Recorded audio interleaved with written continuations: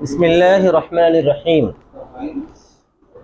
صفحہ نمبر 31 کا آخری۔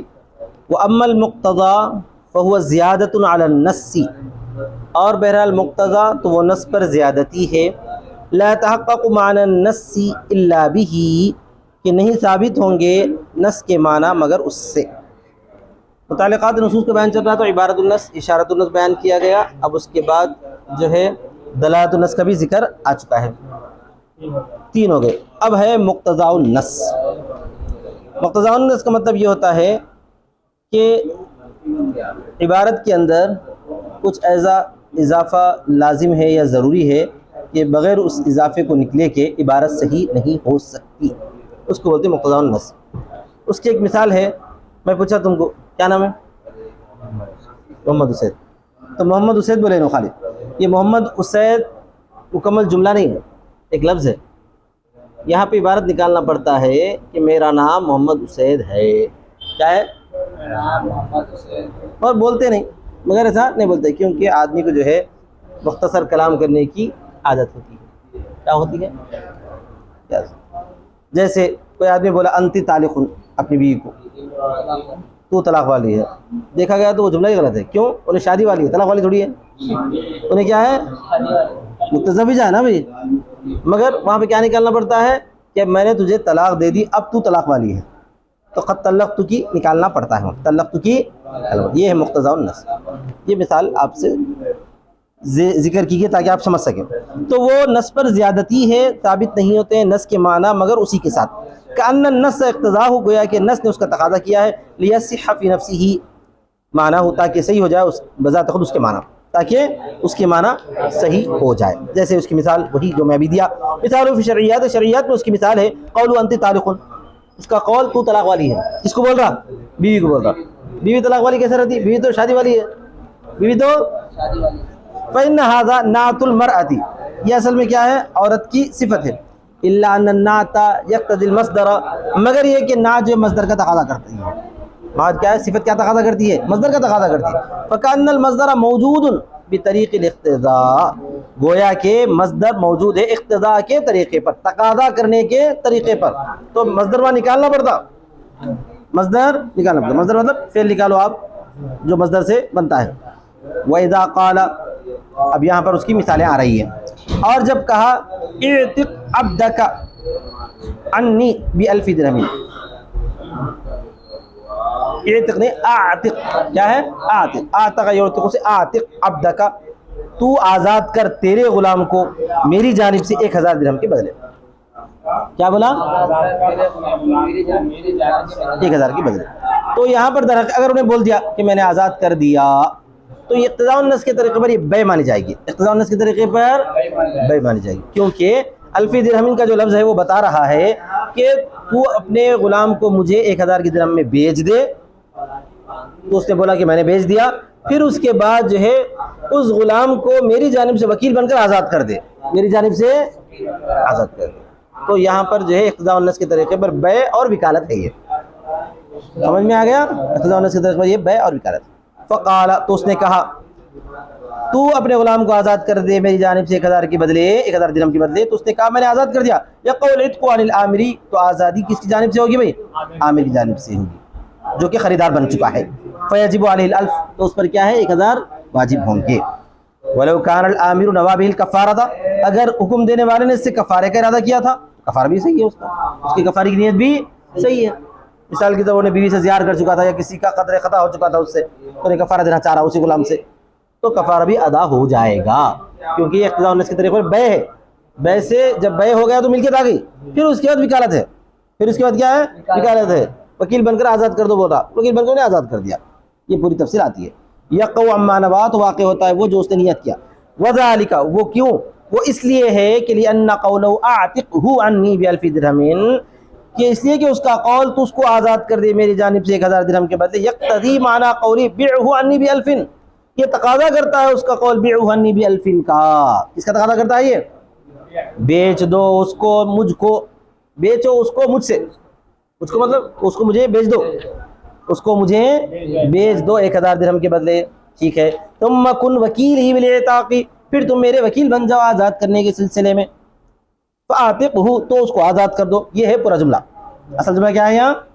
تم اس کو بیچ دو مجھے 1000 کے بدلے، پھر میرا وکیل بن کر کیا کرو؟ آزاد کر دو. سمجھ میں آ گیا نا؟ فَيَثْبُتُ الْبَيْعُ بِطَرِيقِ الْاقْتِضَاء تو بیع ثابت ہو جائے گی اقتضاء النص کے طریقے پر. وَيَثْبُتُ الْقَبُولُ اور قبول بھی ثابت ہو جائے گا، بیع بھی ثابت ہو جائے گی، قبول ثابت ہو جائے گا. کذالک اسی طرح پر، لأنه رکن فی باب البیع اس لیے کہ یہ رکن ہے باب البیع میں. باب البیع میں رکن کیا کیا ہے؟ ایجاب اور قبول دونوں سے. ولہذا قال ابو یوسف اسی وجہ سے ابو یوسف نے کہا اذا قال اعتق عبدك عني بغیر شيء. سمجھ میں آ گیا؟ ابو یوسف نے کہا کہ جب اس نے کہا کہ آزاد کر دو میری جانب سے تمہارا غلام بغیر کسی چیز کے، اگر ایسا بول دیا فقال اعتقت اس نے کہا میں نے آزاد کر دیا، یقع العتق عن العامر تو عتق واقع ہو جائے گا عامر کی جانب سے. ويكون هذا مقتضيا للهبة والتوكيل اور یہ تقاضا کرنے والا ہو جاتا ہے، مقتضا ہو جاتا ہے ہبہ اور وکالت کا. بغیر سمجھ میں آ گیا نا؟ بغیر بس کہ میری جانب سے آزاد کر دو کا مطلب ابھی کیا کرنا چاہتے ہیں؟ ہبہ ہو گیا تو مجھے ہبہ دے دو، اس کے بعد اسی کو جو ہے میرا وکیل بن کر کیا کرو؟ آزاد کر دو. یہ تو ابو یوسف کہتے ہیں، صرف ابو یوسف کہتے ہیں. دوسرے لوگ کیا کہتے ہیں وہ دیکھیں. ولا يحتاج فيه الى القبض اور وہ محتاج نہیں ہے اس میں قبضے کی طرف، وہ محتاج نہیں ہے اس میں قبضے کی طرف. لأنه بمنزلة القبول في باب البيع اس لیے کہ وہ قبول کے درجے میں باب البیع میں، باب البیع میں قبول کے درجے میں. جیسے باب البیع میں جو ہے اس نے قبول کر لیا، ویسا ہی یہاں پر جو ہے ہبہ کو بھی قبول کر لیا مانا جائے گا. یعنی انہیں ہبہ کو تقاضا کرا، انہیں ہبہ کا تقاضا کرا اور انہیں کیا کر لیا؟ قبول کرنے کے ہبہ دے دیا. یہ سمجھا جائے گا. یہ ابو یوسف فرماتے ہیں. بات صحیح ہے کیا؟ یہ نہیں ہے. کیوں نہیں ہے؟ اس لیے کہ ہبہ کے اندر قبضہ شرط ہے. ہبہ کے اندر قبضہ شرط ہے. ولکننا نقول لیکن ہم کہتے ہیں، کیا کہتے ہیں؟ القبول رکن فی باب البیع قبول کرنا رکن ہے باب البیع میں. باب البیع قبول کرنا رکن ہے. فاذا اثبتنا البیع اقتضاء اثبتنا القبول ضرورتا جب ثابت کیا ہم نے بیع کو، جب ثابت کیا ہم نے بیع کو اقتضاء کے طریقے پر تو ہم نے ثابت کیا قبول کو بھی ضرورتاً. سمجھ میں آ گیا؟ بیع کے اندر.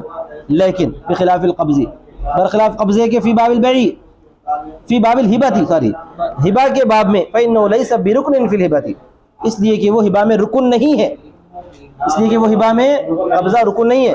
لیکون الحکم بالہبہ بطریق الاقتضاء حکما بالقبض تاکہ ہو جائے حکم ہبہ کا اقتضاء کے طریقے پر قبضے کے حکم کے طور پر. تو جس طرح بیع کے اندر قبول کرنا رکن تھا ویسا ہبہ جو ہے ہبہ کے اندر قبضہ کرنا رکن نہیں ہے، اس لیے اس کو بطور اقتضاء النص کے ثابت نہیں کیا جا سکتا. کیا فرق ہے دونوں میں؟ قبول کرنا رکن تھا ویسا ہبہ میں قبضہ کرنا رکن نہیں ہے، شرط ہے رکن نہیں ہے. سمجھ میں آ گیا نا؟ ہبہ تام نہیں ہوتا، قبضے کے بغیر ہبہ تام نہیں ہوتا. یہاں پہ قبضہ ہوا نہیں لیکن اس کو اقتضاء النص کے طریقے پر آپ نہیں مان سکتے. کیوں نہیں مان سکتے؟ اس لیے کہ رکن نہیں ہے، ہبہ رکن نہیں ہے. ایک ہی طرف سے ہوتا ہبہ. ہبہ اب مثال ضرور تم مجھے فون ہبہ کرے تو ایک ہی طرف سے ہو جاتا ہبہ، وہ میں جو ہے قبول کرا نہیں کرا بولنے کی کوئی ضرورت نہیں ہے. البتہ مکمل ہونے کے لیے قبضہ ہے، البتہ قبضہ ہے، ورنہ ہبہ تام نہیں ہوتا بولتے، ورنہ ٹھیک ہے. لیکن ہبہ کے اندر قبضہ رکن نہیں ہے، رکن نہیں ہے، ضروری ہے رکن نہیں. ہاں سمجھ میں آ گیا نا سب؟ تاکہ ہو جائے ہبے کا حکم اقتضاء النص کے طریقے پر قبضے کے حکم کے طور پر. ایسا نہیں ہو سکتا. تو ابھی یوسف کو ماننا ویسا تھا لیکن اس بات کو حنف ایکسیپٹ نہیں کرتے ہیں دیگر حنف. آگے دیکھیے، یہ تو ہے مقتضاء النص. مقتضاء النص کو بتا دیا آپ کو. یہ اقتضاء النص کا مطلب یہ ہوتا ہے کہ نص کے اندر ایک کسی عبارت کا اضافہ کہ اس اضافے کے بغیر نص صحیح سمجھ میں نہیں آتی ہے. وحکم المقتضیٰ انه يثبت بطریق الضرورت مقتضیٰ کا حکم یہ ہے کہ وہ ضرورت کے طور پر ثابت ہوتا ہے. مطلب جتنا ضرورت ہے اتنا ہی مقتضیٰ نکالیں گے، محذوف نکالیں گے، اس سے زیادہ نہیں نکالیں گے. فیقدر بقدر ضرورت لہذا وہ ضرورت کے بقدر مقدر ہوگا. ولہذا قلنا اسی وجہ سے ہم نے کہا اذا قال انت طالق کوئی آدمی نے کہا انت طالق تو اقتضاء النص کے طریقے پر طلاق پڑ رہی نا. طلاق کیسے پڑ رہی؟ اقتضاء النص کے طریقے پر پڑ رہی ہے. تو اقتضاء النص میں ایک طلاق سے ضرورت پوری ہو جاتی ہے، لہذا ایک سے زیادہ کی نیت کرنے کی گنجائش نہیں رہے گی. انت طالقن بول کر بولا انت طالقن، لیکن 3 کی نیت دل میں کر لے رہا تو کتنے پڑھتے؟ ایک ہی پڑھتی. اگر زبان سے بول دیا انت طالقن ثلاثن تو ثلاثن کی وجہ سے پڑھتی تھی. اسی وجہ سے ہم نے کہا جب کہا انت طالقن تو طلاق والی ہے اور نیت کیا اس سے 3 کی، لا یصح تو صحیح نہیں ہے، یعنی 3 کی نیت صحیح نہیں ہوگی. یہ ان الطلاق یقدر مذکورا بطریق الاقتضاء، اس لیے کہ طلاق مقدر مانا گیا ہے، مقدر مانا گیا ہے بطور مذکور کے اقتضاء النص کے طریقے پر، یعنی مقدر مانا گیا مذکورہ طور پر. مذکورہ طور پر کا مطلب یہ ہے کہ یہ مقدر ہے، گویا کہ اس کو ذکر کیا گیا ہے، گویا کہ ذکر کیا گیا اقتضاء النص کے طریقے پر. فیقدر بقدر الضرورت، لہذا اس کو ضرورت کے بقدر مقدر مانا جائے گا. والضرورت ترتفع بالواحد، اور ضرورت ایک سے پوری ہو جاتی ہے. فیقدر مذکورا فی حق الواحد، لہذا مذکور مقدر مانا جائے گا ایک کے حق میں، ایک کے حق میں. وعلی ھذا یخرج الحکم، اسی سے حکم کی تخریج ہوتی ہے. فی قولہ ان اکلت ونوى به طعاما دون طعام اللہ، ان اکلتا نہیں، ان اکلتو سمجھو، اگر میں کھا لوں، ان اکلتو کا مطلب اگر میں کھاؤں، اور نیت کیا کر رہا اگر میں کھاؤں بولا، فانتی طالقن اپنی بیوی کو بول دیا، یا میرا غلام آزاد ہے بولا مثال کے طور پر، اور کھاؤں بول کر نیت کیا کر رہا، میں چاول کھاؤں، میں چاول کھاؤں، یا جو ہے گوشت کھاؤں، یا بریانی کھاؤں، ویسی نیت دل میں ہے خالی، بیٹھی بیٹھی میں بریانی کھاؤں، اس طرح کی اگر جو ہے دل میں نیتیں کر رہا ہے تو اس نیت کا کوئی اعتبار نہیں ہے، کچھ بھی کھائے گا تو طلاق پڑ جائے گی. لا يصح لأن الأكل يقتضي طعاما، اس لیے کہ کھانا جو ہے کھانے کا تقاضا کرتا ہے، کسی کھانے کی چیز کا تقاضا کرتا ہے. وہ کھانے کی چیز جو گوشت بھی ہو سکتی ہے، چاول بھی ہو سکتا ہے، نہیں چاکلیٹ وغیرہ نہیں ہو سکتی کیونکہ وہ تفقہات ہو، سمجھا گیا نا. اب چلو یہاں پہ معقول مراد بھی لے سکتے، کوئی بھی کھانے کی چیز، چاکلیٹ بھی ہو سکتا ہے، اس لیے کہ عقل تقاضا کرتا ہے طعام کا. فکان ذالک ثابت بطریق الاقتضاء، تو وہ ثابت ہو جاتا ہے اقتضاء کے طریقے پر. فیقدر بقدر ضرورتی، تو وہ ضرورت کی بقدر مقدر مانا جائے گا. والضرورت ترتفع بالفرد المطلق، اور ضرورت فرد مطلق سے پوری ہو جاتی ہے. فرد مطلق سے مطلب ہے کہ طعام کی چھوٹی سی چھوٹی چیز، طعام کی ولا تخصیص فی الفرد المطلق، اور فرد مطلق میں کوئی تخصیص نہیں ہے. فرد مطلق میں کیوں نہیں ہے؟ لأن تخصیص یعتمد العموم، اس لیے کہ اگر آپ تخصیص بولیں گے تو وہ عموم کے اوپر جو ہے اعتماد کرے گا. تخصیص کا مطلب یہ ہے کہ وہ چیز عام تھی، اس عام میں سے آپ خاص کرے ہیں، یہ سمجھا جائے گا. حالانکہ طعام جو ہے مطلق ہے، اس کے اندر عمومیت نہیں ہے. جب عمومیت نہیں ہے تو تخصیص نہیں کر سکتے، جب عمومیت نہیں ہے تو، اس لیے کہ تخصیص عمومیت پر اعتماد کرتا ہے، یعنی عموم پہلے ثابت کرنا پڑا، اس میں پھر آپ کو تخصیص کرنا پڑتا ہے.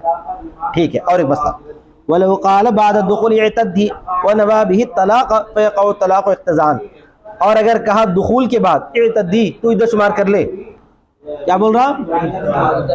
یہ طلاق کنائی ہیں، الفاظ کنائی ہیں یہ جن سے طلاق پڑتی ہے. اعتدی عدت شمار کر لے. استبرئی رحم کی، تو اپنے رحم کو صاف کر لے. انتی واحدہ، تو ایک ہے. یہ 3 الفاظ خاص طور پر جو ہے طلاق کنائی کے ایسے الفاظ ہیں جن سے طلاق رجعی پڑتی ہے، کنائی ہوتی ہے لیکن رجعی پڑتی ہے. کیوں؟ دیکھیے، اور اگر کہا دخول کے بعد اعتدی، دخول سے پہلے تو عدت بولنے کی ضرورت نہیں ہے کیونکہ دخول سے پہلے عدت ہوتی بھی نہیں، طلاق دیے تو ایسا. دخول کے بعد بولا تو عدت شمار کر لے اور اس سے طلاق کی نیت کیا، اور اس سے کیا کی نیت کیا؟ طلاق کی. فیقع الطلاق، تو طلاق واقع ہو گئی. اقتضاء کے طریقے پر، اقتضاء کے طریقے پر. کیوں؟ لأن الاعتداد يقتضي وجود الطلاق، اس لیے کہ عدت شمار کرنا طلاق کے پائے جانے کا تقاضا کرتا ہے. ان عدت کیوں شمار کریں گے بھائی؟ میں نے طلاق دے دیا تو عدت شمار کر لے ہے مقصد. وہاں کیا ہے؟ اب تم اپنی بیوی کو دخول کر لیے، اس کے بعد بول رہے ہیں عدت شمار کر لے، تو کیوں شمار کریں گے عدت؟ انہیں میں طلاق دیا، یہ ثابت ہو رہا ہے. تو اقتضاء النص کے طریقے پر یہ طلاق ثابت ہو رہا ہے، طلاق ثابت ہو رہی ہے. لأن الاعتداد، اس لیے کہ عدت شمار کرنا اس لیے کہ تقاضا کرتا ہے طلاق کے پائے جانے کا. فیقدر الطلاق موجودا ضرورتا، لہذا طلاق کو موجود مقدر مانا جائے گا ضرورت کے طور پر. طلاق کو کیا مقدر مانا جائے گا؟ کیا مطلب ہوتا ہے پورا؟ اب میں نے تجھے طلاق دی تو عدت شمار کر لے، میں نے تجھے طلاق دی عدت شمار کر لے. ولہذا کان الواقع بھی رجعیا، اسی وجہ سے اس سے رجعی واقع ہوتی ہے. جیسے کہ ابھی بولا میں 3 الفاظ ایسے ہیں، الفاظ کنائی ہونے کے باوجود بھی رجعی واقع ہوتی ہے، کیونکہ یہاں پر جو بطور اقتضاء النص کے طریقے پر طلاق کو ثابت کر رہے ہیں. دوسرے الفاظ کنایہ میں اقتضاء النص کے طریقے پر ثابت نہیں کرتے بلکہ وہاں پر جدائی کے معنی کی وجہ سے ثابت کرتے ہیں. جیسے تو بائن بولے تو بائن کے معنی جدائی، تو جدائی کی معنی کی وجہ سے وہاں پر طلاق کو ثابت کرتے ہیں، لہٰذا طلاق بائنہ پڑتی ہے. یہاں پہ طلاق رجعی پڑتی ہے. ایک تدبیر میں کیا پڑتی ہے؟ طلاق رجعی. رجعی میں اور بائنہ میں فرق کیا ہے؟ طلاق رجعی میں بغیر کسی نکاح کے واپس لوٹا لے سکتے ہیں عدت کے اندر بائنہ میں نہیں لوٹا سکتے. بس یہ ہے دیکھو. تو لہٰذا طلاق کو مقدر مانا جائے گا موجود ضرورت کے طور پر. ولہذا کان الواقع برجعیا، اس لیے کہ اس سے جو واقع ہوتا ہے وہ رجعی ہوتی ہے. لأن صفت البینونۃ زائدۃ علی قدر ضرورت. ابھی اوپر بول چکے ہیں نا بھائی، جو چیز جو ہے مقدر مانی جاتی ہے ضرورت کے بقدر مقدر مانی جاتی ہے. اقتضاء النص میں جو چیز مقدر مانی جاتی ہے، اور ضرورت کیا تھا؟ ضرورت کتنی تھی؟ صرف طلاق کی ضرورت تھی. اور بائن ہونا ضرورت سے زائد ہے. بائن ہونا کیا ہے؟ لأن صفت البینونۃ، بینونہ کی صفت، بینونہ کی صفت کا کیا مطلب ہے؟ بائن ہونے کی صفت زیادہ ہے. فلا يثبت، قدر ضرورت پر زیادہ ہے. فلا يثبت بطریقۃ الاقتضاء، لہذا وہ ثابت نہیں ہوگی اقتضاء کے طریقے پر. ولا يقع الا واحدا، الا واحد، واحدہ میں لا نافیہ کی وجہ سے واحد ہوتا ہے، اور نہیں واقع ہوتا ہے اس سے مگر ایک. لماذا کرنا، جیسا کہ ہم نے ذکر کیا. کیوں؟ اس لیے کہ جو ہے اقتضاء النص کے طریقے پر جو چیز ثابت ہوتی ہے اس میں کم سے کم بقدر ضرورت ہی کو مقدر مانا جائے گا. وآخر دعوانا الحمدللہ رب العالمین.